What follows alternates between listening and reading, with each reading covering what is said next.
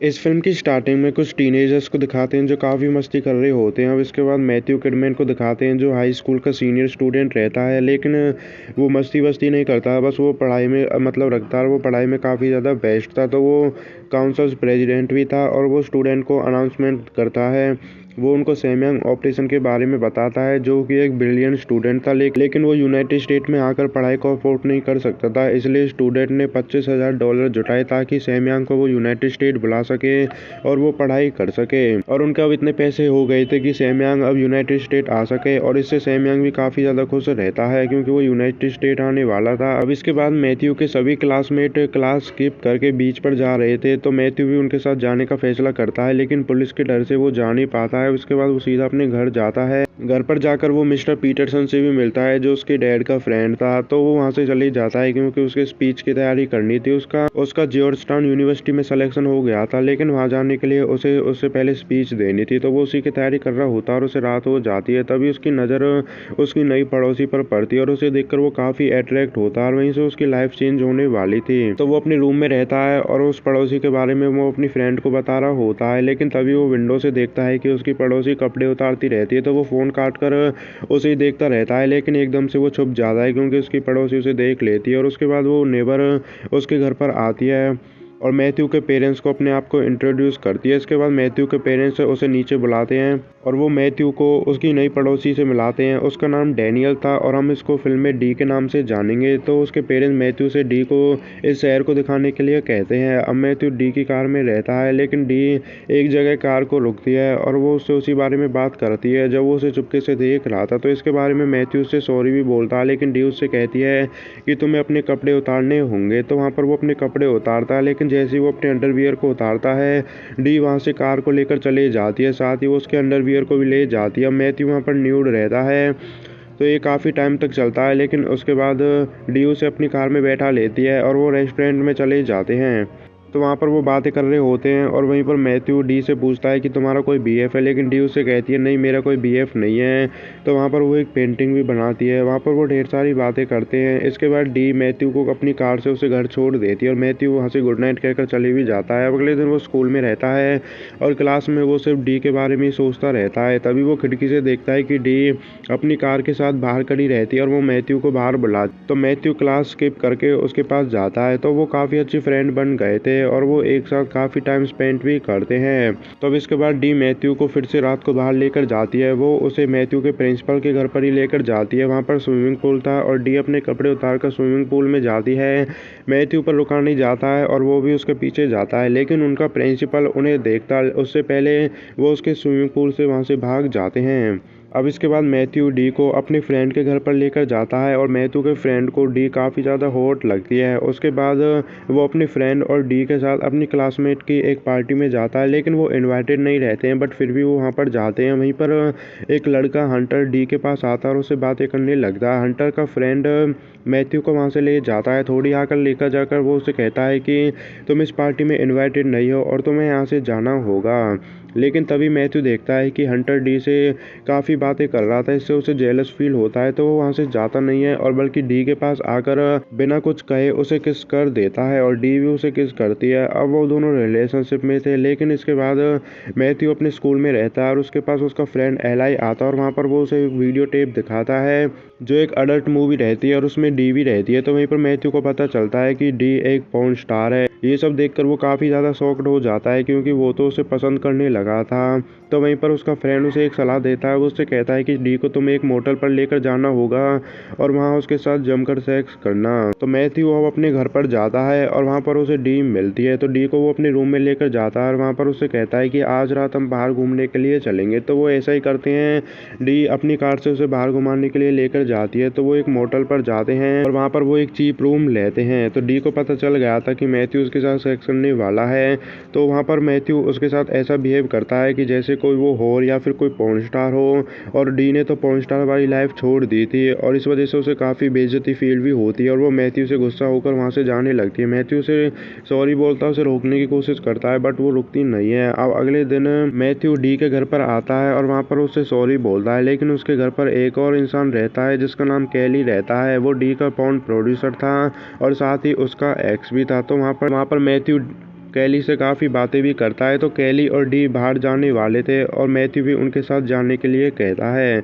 तो वो एक क्लब पर जाते हैं। वहीं पर मैथ्यू डी को जेलस फील कराने के लिए स्कार भी पीता है और इससे डी बाथरूम चले जाती है। तो वो ऐसी बातें कर रहे होते हैं, तभी मैथ्यू देखता है कि वहाँ पर उसके डैड का फ्रेंड पीटरसन भी आया था और वो भी मैथ्यू को देख लेता है। वहाँ पर वो थोड़ी बातें भी करते हैं। अब मैथ्यू अपने फ्रेंड के साथ अपने स्कूल में रहता है, तभी वो देखता है कि उसके स्कूल पर कैली भी आता है जो लड़कियों से बातें कर रहा था। तो लड़कियां कैली से काफ़ी अट्रैक्टिव भी होती हैं। मैथ्यू कैली से जाकर बात करता है। तो अब इसके बाद मैथ्यू बैंक आता है, उसके साथ कैली भी आता है। तो वो वहाँ पर जीनी से मिलते हैं और वो वहाँ पर सैमयांग के लिए पैसे चेक करने के लिए आया था कि कितने पैसे इकट्ठे हुए। तो $25,000 इकट्ठे हो गए थे, जिससे सैमयांग यूनाइटेड स्टेट आ सकता था। तो इससे मैथ्यू काफ़ी खुश भी रहता है और वो कैली को अपना स्टूडेंट एडवाइज़र बताता है, जीनी को। और वहीं पर जीनी कैली से काफ़ी अट्रैक्ट भी होती। तो इसके बाद मैथ्यू अपने घर पर जाता है। घर पर जाकर उसे पता चलता है कि डी कैली के साथ लॉस वेगास जा रही है। तो डी ने अपनी पॉर्न वाली लाइफ छोड़ दी थी, लेकिन वो फिर से उसे ज्वाइन कर रही है मैथ्यू की वजह से। उसे लगता है कि वो इस वाली लाइफ को छोड़ नहीं पाएगी और वो वहाँ से चले जाती है। अब इसके बाद मैथ्यू अपने फ्रेंड के साथ रेस्टोरेंट पर रहता है और वो काफ़ी सैड भी रहता है क्योंकि उसे लगता है कि ये सब उसकी गलती है। इसलिए वो लॉस वेगास जाने का फैसला करता है अपने फ्रेंड के साथ और वो जाता भी है। तो वो एक अडल्ट फिल्म कॉन्वेंशन पर जाते हैं जहाँ पर काफ़ी सारे पॉर्न स्टार रहते हैं। वहाँ पर डी भी रहती है और वहाँ पर डी ह्यूगो से भी मिलती है, जिसकी बहुत बड़ी अडल्ट कंपनी थी। तो अब इसके बाद मैथ्यू कैली के पास जाता है और उसे कह देता है कि मुझे नहीं लगता कि डी ये सब काम करना चाहती है। इसी पर कैली उसे एक रूम पर लेकर जाता है और वो मैथ्यू को वहाँ पर धमकाता भी है। मैथ्यू को लगता है था कि वो दोनों दोस्त हैं, बट ऐसा कुछ भी नहीं था। और वहीं पर कैली मैथ्यू से कहता है कि मेरे बिजनेस और डी से तुम दूर ही रहना, लेकिन वो उसकी बात को इग्नोर करता है क्योंकि वो उससे प्यार करने लगा था। अब इसके बाद मैथ्यू के फ्रेंड क्लीटिस और एलाई को दिखाते हैं, जिसके सामने एक पॉर्न स्टार आकर बैठती है और वो उस पॉर्न स्टार से कह देते हैं कि हम मूवी डायरेक्टर हैं और वहाँ पर उस पॉर्न स्टार का बॉयफ्रेंड भी आ जाता है। तो क्लीटिस और एलाई उस पॉर्न स्टार से मजे ले रहे होते हैं, लेकिन तभी उनको पता चलता है कि वो कोई मूवी डायरेक्टर नहीं है, बल्कि वो तो हाई स्कूल के स्टूडेंट हैं। इसी वजह से उस पॉर्न स्टार का बॉयफ्रेंड उन दोनों को मारने के लिए लेकिन क्लीटिस और एलाई वहाँ से भाग जाते हैं। इतने ही मैथ्यू डी के पास जाता है और उसे जाकर कह देता है कि मैं तुम्हें अच्छे से जानता हूँ और तुम इन सब से बेटर हो। ऐसा कहकर वो उसे उसकी बनाई हुई पेंटिंग देता है जो उसने रेस्टोरेंट में बनाई थी और वहाँ से चले जाता है। अब अगले दिन मैथ्यू अपने घर पर रहता है और उसके पास कैली आ जाती है। अब वो उससे नाराज़ नहीं थी और वो उसे स्कूल छोड़कर भी आती है। वहीं पर मैथ्यू कैली से प्रॉम के लिए पूछता है और वो हाँ भी कर देती है। तो अब इसके बाद मैथ्यू क्लास में रहता है, उसके पास कैली आता है और वो उसे वहाँ से ले जाता है। वो कार से उसे एक सुनसान जगह पर लेकर जाता है, वहाँ पर वो उसे पीटता भी है, बट उसके बाद वो उससे सॉरी बोलता है। तो मैथ्यू को चोट लगी थी, इस वजह से वो उसे एक पिल्स भी देता है, बट वो उससे कहता है कि तुम्हारी वजह से मुझे 30 ग्रैंड का नुकसान हुआ क्योंकि वो डी को उससे दूर ले गया था। बट वहीं पर कैली मैथ्यू से कहता है कि तुम्हें मुझे ये पैसे पे करने होंगे। तो वो उसे ह्यूगो के घर पर लेकर जाता है और उसे कहता है कि तुम्हें इसके घर से एक अवार्ड चुराना होगा, लेकिन वो उसके प्लान का हिस्सा था। तो जैसे मैथ्यू ह्यूगो के घर अवार्ड को चुराने के लिए जाता है, कैली पुलिस को कॉल कर देता है और वो खुद तो वहाँ से भाग जाता है। तो मैथ्यू उस अवार्ड को चुरा भी लेता है, लेकिन इतने ह्यूगो से देख लेता है। तो मैथ्यू वहाँ से भाग आता है। बाहर आते ही वहाँ पर पुलिस आ जाती है, लेकिन वो पुलिस से भी बच जाता है। तो अब इसके बाद वो डी के साथ स्कॉलरशिप अवार्ड डिनर पर जाता है, जहाँ पर उसे जॉर्ज टाउन सिलेक्शन के लिए स्पीच देनी थी, बट कैली ने जो उसे पिल्स दी थी उसकी वजह से उसे नशे होने लगा था और वो अब अपने काबू में नहीं था। वहाँ पर वो काफ़ी अजीब एक्टिविटी भी करता है और वो स्पीच देने वाला था, लेकिन उसे स्पीच में कुछ याद ही नहीं था। तो वो अलग ढंग से स्पीच देता है डी के बारे में, क्योंकि वो उससे प्यार करता था। लोगों को उसकी स्पीच काफ़ी पसंद आती है, बट वो अवार्ड को नहीं जीत पाता है, इससे उसे काफ़ी बुरा लगता है।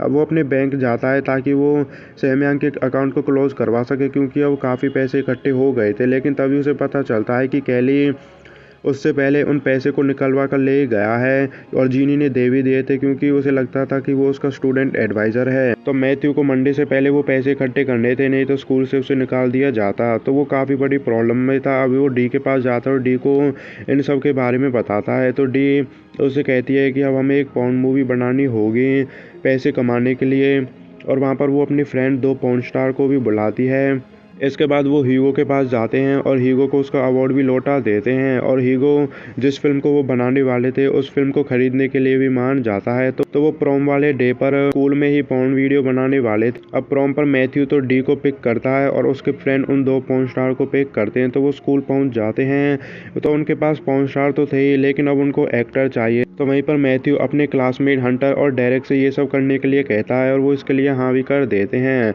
तो एक जगह तो स्कूल में पॉर्न वीडियो की शूटिंग चल रही होती है और दूसरी तरफ मैथ्यू डी के साथ डांस कर रहा होता है, लेकिन एक प्रॉब्लम हो जाती है। डेरेक ये सब करने के लिए मना कर देता है। अब मैथ्यू उसकी जगह लेने के लिए कहता है।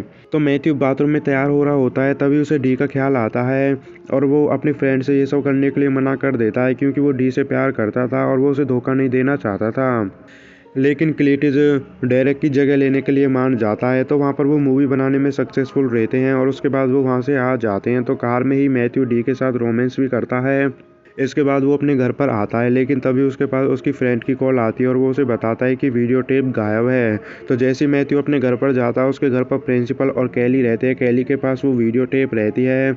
तो वहीं पर कैली मैथ्यू से प्राइवेट में बातें करता है और उसे कहता है कि अगर इस टेप से कमाए हुए का आधा पैसा तुम मुझे नहीं दोगे तो मैं इस टेप को तुम्हारी फैमिली को दिखा दूंगा। लेकिन मैथ्यू उसे कहता है कि तुम्हें जो करना करो, मुझे वो अपने फ्यूचर की परवाह नहीं है। तो वहाँ पर कैली उसकी फैमिली को वो वीडियो को दिखा देता है। तो तभी हमको पता चलता है कि उस वीडियो में सेक्स नहीं दिखाया था, बल्कि सेक्स एजुकेशन दिखाई थी। एक तरह से वो ऐड थी। तो उसकी फैमिली को ये सब काफ़ी अच्छा लगता है क्योंकि वो तो एक एजुकेशनल वीडियो थी। उस वीडियो से ह्यूगो और मैथ्यू काफ़ी सारा पैसा कमाते हैं और उससे मैथ्यू सैमिया को यूनाइटेड स्टेट भी ले आता है और वहीं पर मैथ्यू और डी जॉर्ज टाउन यूनिवर्सिटी भी चले जाते हैं। तो मैथ्यू और डी का सपना था कॉलेज जाने का और वो चले भी गए थे। अब वो दोनों रिलेशनशिप में थे और यहीं पर फिल्म ख़त्म हो जाती है।